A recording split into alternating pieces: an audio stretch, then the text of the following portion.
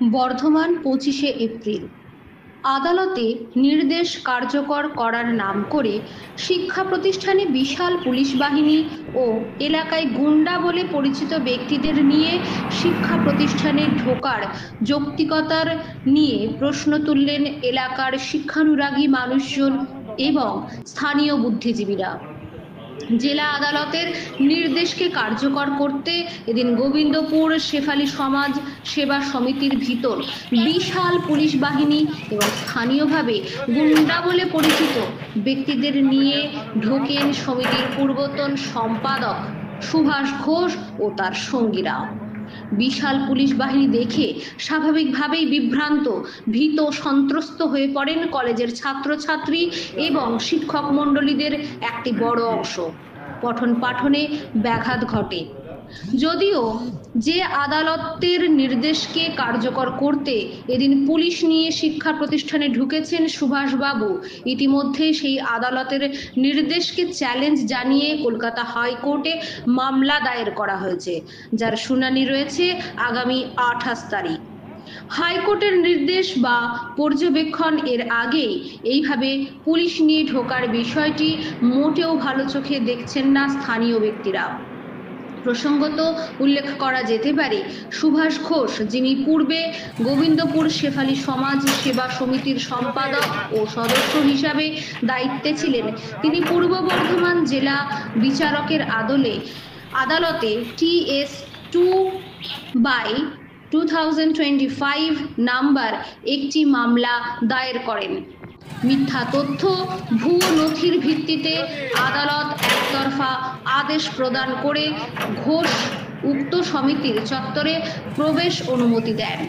এরপরেও Subhash Ghosh civil procedure কোডের 151 ধারা অনুযায়ী আরেকটি আবেদন দাখিল করেন, যেখানে আদালত পুনরায় এই ভুয়ো নথির উপর ভিত্তি করে একতরফা আদেশ দিয়ে তার প্রার্থনা মঞ্জুর করেন।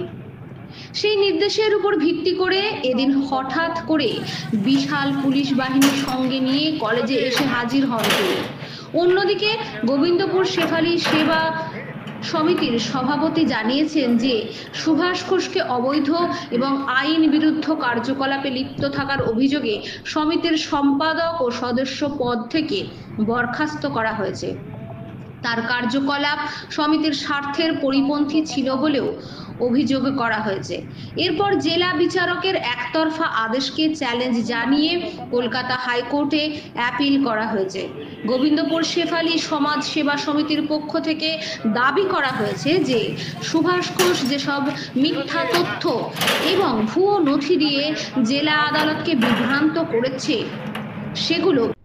নমস্কার, আমি রমাপ্রসাদ চ্যাটার্জি। গোবিন্দপুর শেফালী সমাজসেবা সমিতির যে সমস্ত সিস্টার ইনস্টিটিউটগুলো আছে তার আমি অ্যাডমিনিস্ট্রেটিভ হেড পজিশন থেকে বলছি। গতকাল যে ঘটনাটি ঘটেছে তাতে আমি নিজেই হতবাক এবং স্তম্ভিত।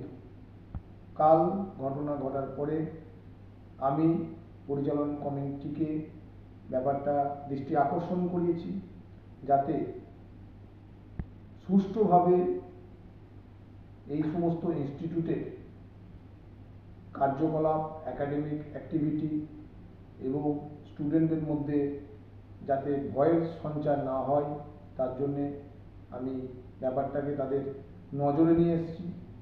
এবং সর্বোপরি আমি বলে রাখি, যদি এই ধরনের ঘটনা আবার ফিউচারে ঘটে তাহলে আমাকে প্রশাসনের দ্বারস্থ হতে হবে সুষ্ঠুভাবে এই ইনস্টিটিউটগুলোকে রান করানোর জন্য। ধন্যবাদ।